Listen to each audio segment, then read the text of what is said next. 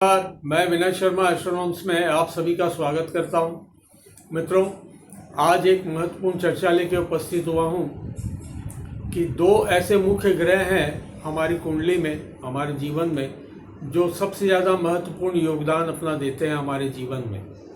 बाकी सारे प्लैनेट्स जो हैं, जो भी ग्रह हैं, वो इनके सपोर्टिव प्लैनेट्स हैं। अब जीवन के लिए सबसे अत्यधिक जरूरी क्या है? ऊर्जा। वो हमें सूर्य से प्राप्त होती है। सूर्य के बिना धरती पे जीवन असंभव है।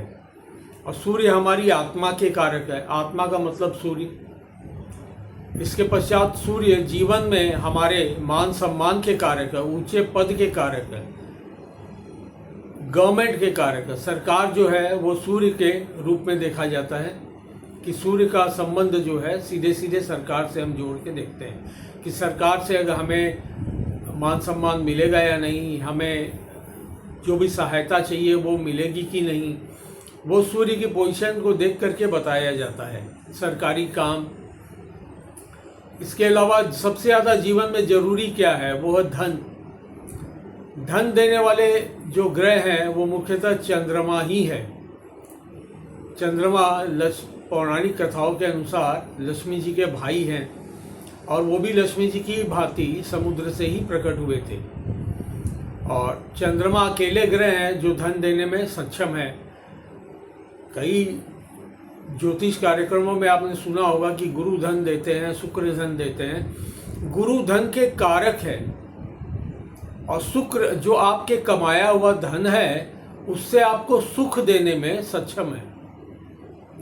अगर ये दो प्लैनेट सूर्य और चंद्रमा आपकी कुंडली में बहुत अच्छी अवस्था में है तो बाकी ग्रह जो है थोड़े कमजोर भी होते हैं तो भी जीवन आसानी से निकल जाता है।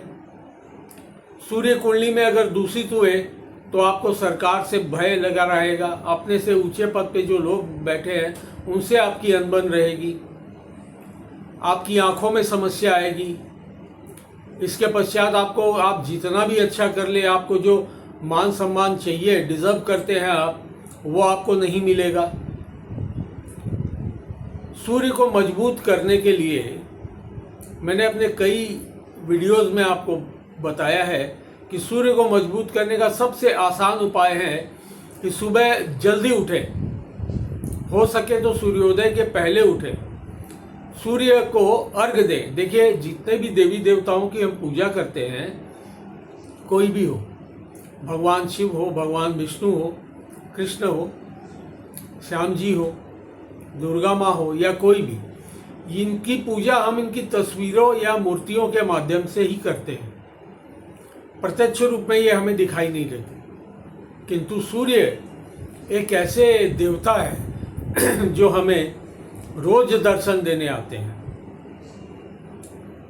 और हम सभी जानते हैं कि सूर्य अगर कुछ दिन तक, जैसे बारिश के सीजन में सूर्य जब दिखाई नहीं देते तो कई मामलों में बड़ी समस्या हो जाती है। तो सूर्य का हमारे जीवन में बहुत ही महत्वपूर्ण योगदान है। सूर्य नहीं तो हम भी नहीं। कुंडली में सूर्य को मजबूत करना बहुत जरूरी है। और इसके लिए सबसे अच्छा उपाय, जैसा मैंने बताया, सुबह जल्दी उठे, सूर्य भगवान को अर्घ दें। और अगर कुंडली में आपके सूर्य की पोजीशन थोड़ी खराब है या ज़्यादा खराब है, नेगेटिव हाउस में बैठे हैं, तो आपके लिए सबसे बढ़िया उपाय क्या है? रविवार के दिन आप नमक न खाएं और हो सके तो उपवास करें, एक समय भोजन करें नमक रहित। इसके पश्चात अगर और कुछ करना चाहें तो बहुत अच्छा एक उपाय है। सूर्य भगवान के 1000 नाम हैं, वो नाम आप ले सकते हैं। इसमें 1-1.25 घंटे का वक्त लगता है। खाली रविवार अगर आप इतना करते हैं तो सूर्य आपके कुंडली में कैसी भी स्थिति में हो, वो आपको अच्छा परिणाम देने लग जाएंगे। अब बारी आती है चंद्रमा की। चंद्रमा का सीधा संबंध हमारे मन से है। आत्मा, हमें शरीर मिला आत्मा से, तो मन तो हमारे शरीर को चलाता है, मन हमें चलाता है। मन अगर खराब तो सब कुछ खराब। आपकी परिस्थितियाँ कितनी भी अच्छी हो, आपके पास धन कितना भी हो, अगर आपका मन ठीक नहीं है तो आपके लिए वो सब कोई काम का नहीं। इसके पश्चात चंद्रमा अगर कुंडली में खराब है तो पूरा जीवन ही अस्त व्यस्त हो जाता है। कैसे कि चंद्रमा कुंडली में ज़्यादा खराब है तो आदमी मानसिक रोगी हो जाता है, वो अच्छा बुरा कुछ उसके समझ में नहीं आता है और वो डिसीजंस नहीं ले पाता। जितने भी दुर्योग है ज्योतिष शास्त्र में, उन सब में सबसे ज़्यादा खराब केमद्रुम योग है, जो कि चंद्रमा से बनता है। चंद्रमा के अगर आगे पीछे कोई ग्रह ना हो, आगे के भाव में और पीछे के भाव में, और इसके पश्चात इसके ऊपर किसी की दृष्टि भी ना हो, तो इस योग का निर्माण होता है। ये योग मनुष्य को आइसोलेशन में डाल देता है, अकेलेपन में। व्यक्ति अकेला रहना पसंद करता है, समाज से कट जाता है, परिवार से कट जाता है, मन ठीक कभी नहीं रहता। फिर माता के लिए हम लोग देखते हैं चंद्रमा की पोजीशन कैसी है, कि हमारी माता से आपके संबंध कैसे रहेंगे, हमारे संबंध कैसे रहेंगे। तो इसके लिए चंद्रमा को देखना पड़ता है। पिता के लिए सूर्य को, चंद्रमा के लिए माता को। तो माता का सुख आपको कितना मिलेगा, आपके संबंध कैसे रहेंगे, आपके पास धन कितना आएगा कि नहीं आएगा, इसके लिए हमें चंद्रमा को देखना पड़ता है। ये अवश्य है। कुंडली में हमें आय भाव के स्वामी की पोजीशन को भी देखना पड़ता है कि आय भाव का स्वामी किस पोजीशन पे है, आपके कर्म भाव का स्वामी किस पोजीशन पे, आपके लग्नेश किस पोजीशन पे है। इन सब को देख करके ही निर्णय लिया जा सकता है। किंतु चंद्रमा का इसमें सबसे मुख्य रोल है। धन दिलाने में सबसे अधिक महत्वपूर्ण भूमिका चंद्रमा ही निभाते हैं। किसी किसी कुंडली में मैंने देखा 12वें में चंद्रमा है, किंतु व्यक्ति के पास धन है, तो 12वें में चंद्रमा बैठे आइसोलेशन में जरूर डालते हैं व्यक्ति को। किंतु ये देखना पड़ेगा वो किस राशि में बैठे हैं, उनका अपना कुंडली में कौन सा स्थान है और उस स्थान पे कौन से ग्रह बैठे हैं, वो कितनी मजबूत स्थिति में है। चंद्रमा जिन राशियों में उच्च के होते हैं, उस राशि के लॉर्ड जो है वो किस पोजीशन में है। चंद्रमा जिस के भी घर में बैठे, जिस ग्रह के घर में, उस ग्रह के जो लॉर्ड है, प्लेनेट है, वो किस पोजीशन में है। अगर तो वो अच्छे हुए तो चंद्रमा 12वें में बैठे हैं तो कुछ खास नुकसान नहीं देंगे, आय आपकी अवश्य बनी रहेगी। 11वें भाव के स्वामी का इसमें बहुत महत्वपूर्ण योगदान है आय के मामले में। 10वें भाव का भी है और दूसरे भाव का भी है, किंतु चंद्रमा का इन सबसे पहले मुख्य प्रभाव पड़ता है कि आपके पास धन कितना होगा। दूसरी सबसे बड़ी बात, चंद्रमा का कंजंक्शन किसके साथ है, सूर्य और चंद्रमा। ये दोनों अगर कुंडली में किसी भी तरह से पीड़ित हुए तो ये मान के चलिए बाकी के ग्रह कितने भी मजबूत हो, आप उनसे लाभ नहीं ले पाएंगे। सूर्य को ग्रहों का राजा और चंद्रमा को रानी की संज्ञा दी गई है। राजा और रानी जिस कुंडली में पीड़ित हो, दूषित हो, कमजोर हो या खराब अवस्था में हो, खराब घर में बैठे हैं, तो आपको बाकी के जो प्लैनेट्स हैं वो कैसे अच्छा रिजल्ट दे पाएंगे, अपना संपूर्ण प्रभाव कैसे देंगे। तो मैं आपसे आग्रह करता हूं कि आपकी कुंडली का लग्न कोई भी हो, राशि कोई भी हो, आपकी कुंडली कितनी भी अच्छी हो, आपके पास धन हो या ना हो, कम हो ज़्यादा हो, कम से कम ये 2 प्लैनेट जो है इनको आप अवश्य मजबूत बनाए रखें, तो आपके जीवन की मैक्सिमम समस्याएं जो है उनका समाधान आप खोज लेंगे। आपका मन प्रसन्न रहेगा, आप किसी भी समस्या का समाधान खोज लेंगे। आपका शरीर स्वस्थ रहेगा, आप निश्चित रूप से किसी भी समस्या से लड़ पाने में सक्षम होंगे।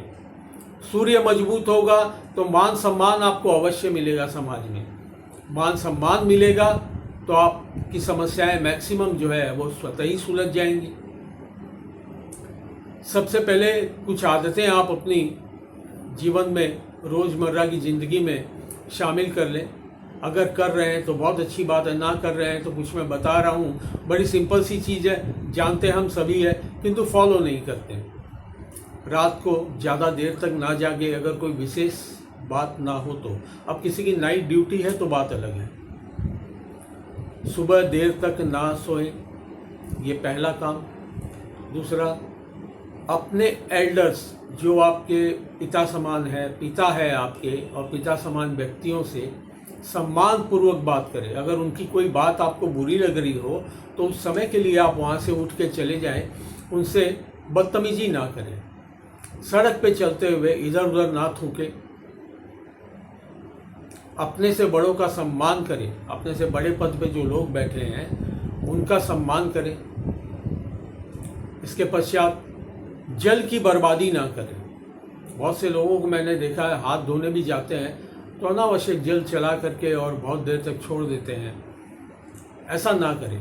अगर आपके घर में कोई लीकेज है, कोई लीक टैप है, कोई नल है जिससे हमेशा पानी रिसता रहता है, तो इसको तुरंत प्रभाव से आप ठीक करवाएं। यह आपके धन को नष्ट करता है।